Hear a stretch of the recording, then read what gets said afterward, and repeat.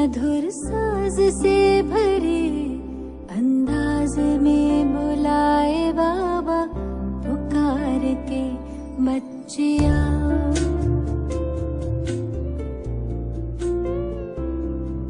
आवाज से परे मधुर साज से भरे अंदाज में बुलाए बाबा, पुकार के बच्चिया।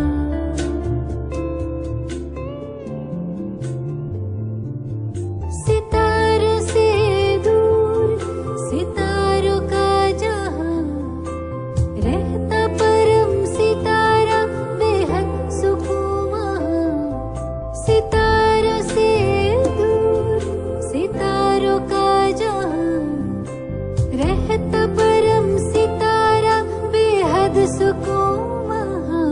बच्चिया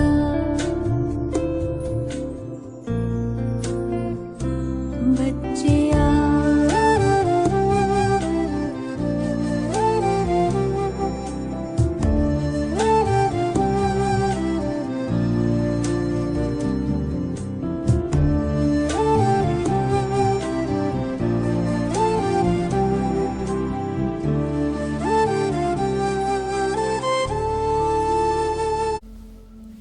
ओम शांति।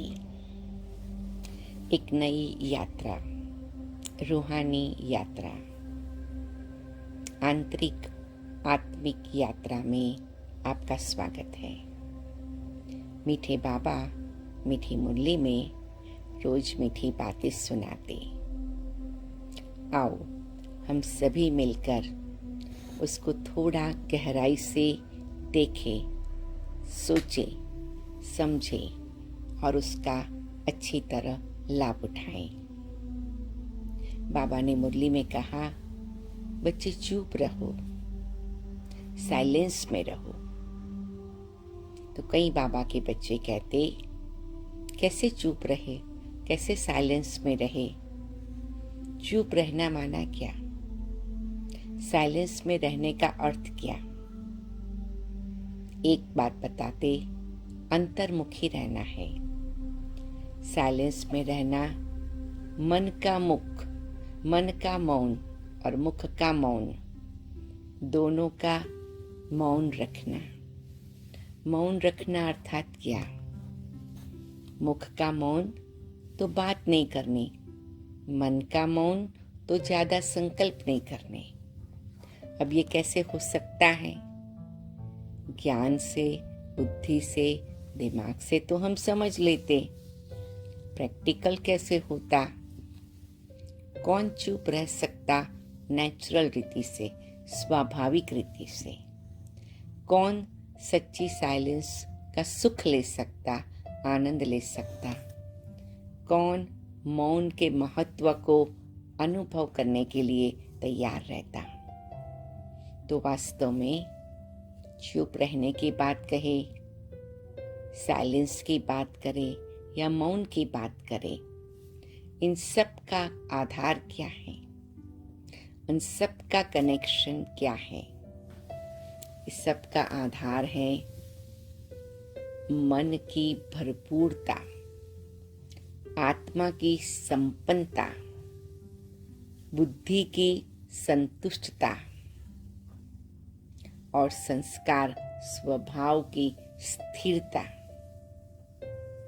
क्योंकि जब व्यक्ति अंदर से भरपूर होता, संपन्न होता, स्थिर होता, तो स्वाभाविक उसको न मन को ज्यादा चलाना पड़ता, न मुख को ज्यादा चलाना पड़ता। मन को ज्यादा चलाने से, ज्यादा संकल्प करने से वो कभी विकल्प भी बन जाता और हमारी बहुत सारी शक्तियां यूज हो जाती। मन जितना फास्ट सोचता है, उतना कुछ क्षणों में अनेक घंटों की ऊर्जा को यूज कर लेता है। ऐसे मुख भी जब ज्यादा बोलता है तो बहुत सारी ऊर्जा को यूज कर लेता है। फिर जब ऊर्जा यूज हो जाती है तो जिस समय पर सचमुच ही जरूरत होती है शक्ति प्राप्त नहीं होती है या ऊर्जा की कमी महसूस होती है, तो सही पैमाने में चुप रहना या साइलेंस में रहना नेचुरल कैसे हो, बाह्य रीति से चुप रहने का एक अभ्यास एक प्रथम स्टेप के लिए अच्छी बात है, लेकिन उसका उपयोग और प्रयोग करना है। पहले जैसे कि हम अपने मुख को शांत करते हैं, मुख से चुप रहते हैं, और जैसे ही मुख से चुप रहना शुरू करते हैं अर्थात मौन का अभ्यास शुरू करते हैं, ऐसे ही धीरे धीरे हम अपने मन को शांति से देख सकते हैं। जब तक मुख का बाजा बजता है तब मन की ओर हम ध्यान नहीं दे सकते हैं। जब मुख का आवाज हम कंट्रोल में कर लेते हैं और एकांत में बैठते हैं, तो फिर मन कैसे और कहाँ जाता है उसका हम सुंदर दर्शन कर सकते हैं। मन हमारी इच्छाओं का प्रतिबिंब है। मन के विचार हमारे अंदर के अरमान, हमारे अंदर की आकांक्षाएं, हमारी आंतरिक अपेक्षाओं का प्रतिबिंब है। तो अगर हम मन को भी साइलेंस में ले जाना चाहे, क्योंकि सही पैमाने में सच्चे आंतरिक सुख और शांति और आनंद की प्राप्ति शुरू तब होती है कि मन को हम शांत स्थिति में ले जाएं। अब मन को कैसे शांत स्थिति में ले जाए? तो मन में उत्पन्न होने वाली सभी इच्छाएं, सभी आकांक्षाएं, सभी अरमान, सभी अपेक्षाएं, सभी कामनाएं और कभी कभी वासनाएं भी, इन सभी को हम एक पेपर पर लिख कर रख देवे। अपने मन को पहले खाली करें। कोई भी चीज को पेपर पर लिख के रखने से जैसे कि एक प्रक्रिया होती है, एक सुंदर सेरेमनी भी कह सकते हैं कि हम अपने मन को पेपर पर खाली करते हैं। हम लिखते जाते हैं मेरी यह इच्छाएं हैं, जो भी है, बिना कोई प्रकार की हिचकिचाहट के, बिना कोई प्रकार के हेजिटेशन से, कोई भी प्रकार की मानसिक रुकावट से हम उसको लिखे। जो है जैसा है अपने मन को लिखना है। किसके लिए? अपने लिए और बाबा के लिए। जितना हम लिखते जाते हैं उतना धीरे धीरे हमारा पुरानापन बाहर आता है। 63 जन्मों से हमारा मन, हमारी इच्छाएं, आकांक्षाएं, अरमानों में बंधा हुआ है, और इसीलिए अब जब हम बाबा के बनते हैं, स्वतंत्रता का अनुभव करना चाहते हैं, मुक्ति का अनुभव करना चाहते हैं, तो पुराने संस्कार थोड़ा हमें खींचते हैं, पुराना स्वरूप सामने आता है। जितना हम लिखते जाते हैं उतना वो खाली होता है। जितना वो खाली होता है उसमें फिर बाबा की याद से आत्मा के असली गुणों को जागृत कर उसका सुख ले सकते हैं। तो सबसे पहला काम करना है, सभी प्रकार की इच्छाएं, अरमान, आकांक्षाएं, कामनाएं, अपेक्षाएं, उसका लिस्ट बनाकर लिखते जाए। आज क्या है, कल के लिए, नेक्स्ट वीक के लिए, एक मास के लिए, एक साल के लिए मेरे मन में जो भी स्वप्न है वो भी हम लिख देवे। जो मैं कुछ देखती हूँ या देखना चाहती हूँ वो भी हम लिख देवे, क्योंकि चाहनाएं भी जो है वो भी मन की स्थिति पर असर करती है। तो हम लिखे इच्छाएं, अरमान, आकांक्षा, चाहना, अपेक्षा, कामना और कोई कोई बात में वासना भी। इस सब का लिस्ट बनाते जाए। जितना जितना लिखते जाए उतना उतना बाबा के सामने रखते जाए।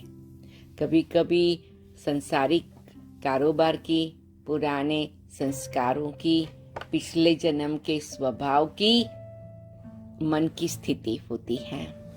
और कभी कभी बाबा का बनने के बाद भी बाबा के कार्य के प्रति भी कई प्रकार की ऐसी बातें हमारे मन में आती हैं कि जिसमें पुरानेपन का रंग लगा हुआ होता है।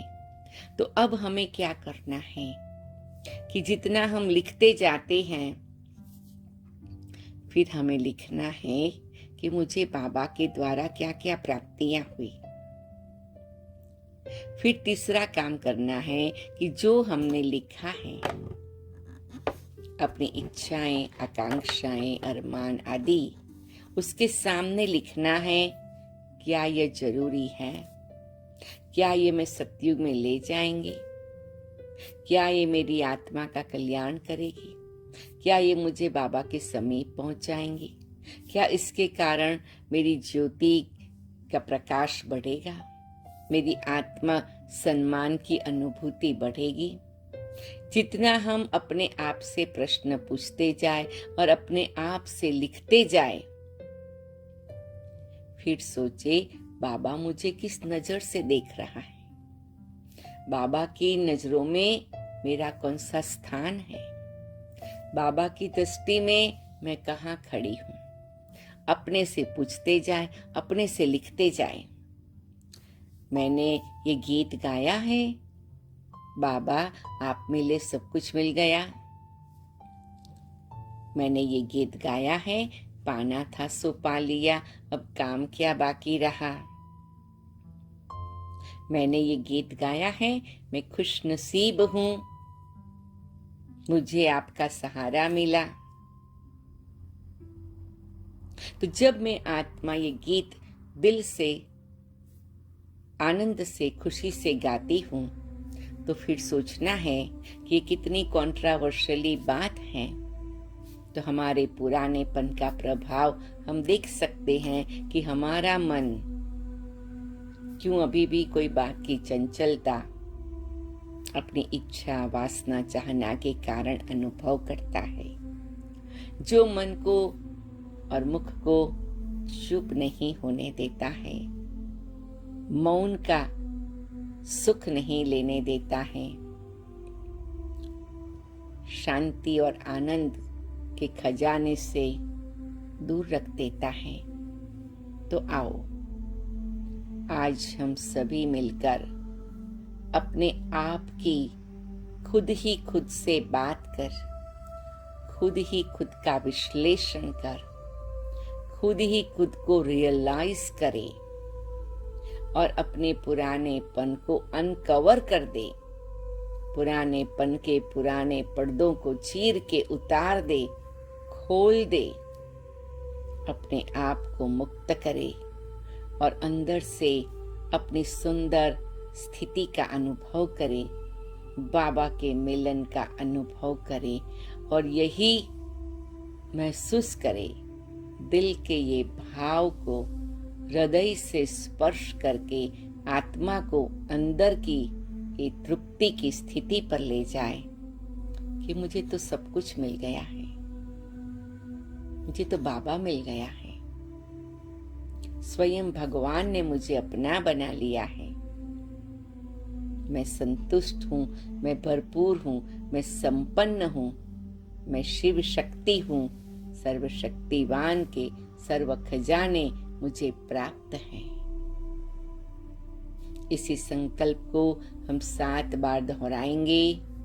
मैं संपन्न हूँ, भरपूर हूँ, संतुष्ट हूँ, सर्वशक्तिवान से सर्व गुण और शक्तियों के खजाने मुझे प्राप्त हैं।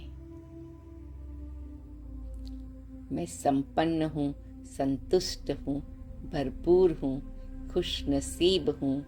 सर्वशक्तिवान के सर्व खजाने मुझे प्राप्त हैं। मैं संतुष्ट हूँ, भरपूर हूँ, संपन्न हूँ, खुश नसीब हूँ। सर्वशक्तिवान के सर्व खजाने मुझे प्राप्त हैं। मैं संपन्न हूँ, भरपूर हूँ, संतुष्ट हूँ, खुश नसीब हूँ। सर्वशक्तिवान के सर्व खजाने मुझे प्राप्त हैं। मैं संपन्न हूँ, संतुष्ट हूँ, भरपूर हूँ। सर्वशक्तिवान के सर्व खजाने मुझे प्राप्त हैं। मैं संपन्न हूँ, संतुष्ट हूँ, भरपूर हूँ, खुश नसीब हूँ। सर्वशक्तिवान के सर्व खजाने मुझे प्राप्त हैं। मैं संपन्न हूँ, संतुष्ट हूँ, भरपूर हूँ, खुश नसीब हूँ। सर्वशक्तिवान के सर्व खजाने मुझे प्राप्त हैं।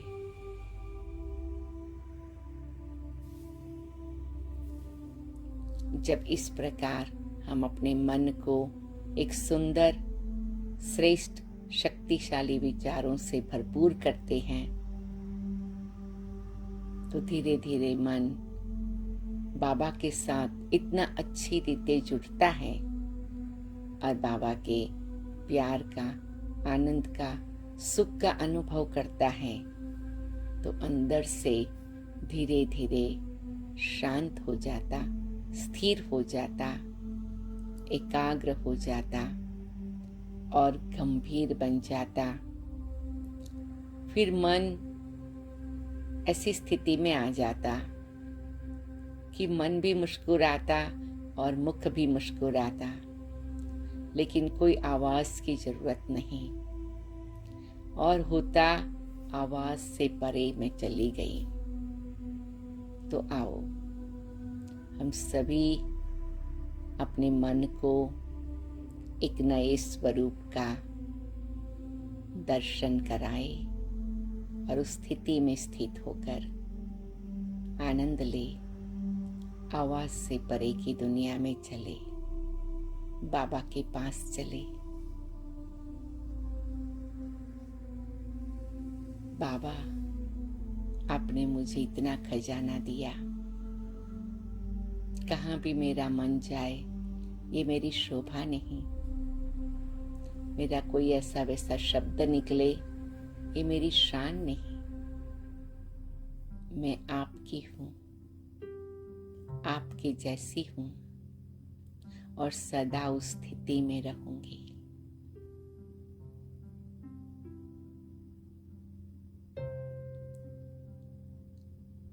ओम शांति, ओम शांति, ओम शांति।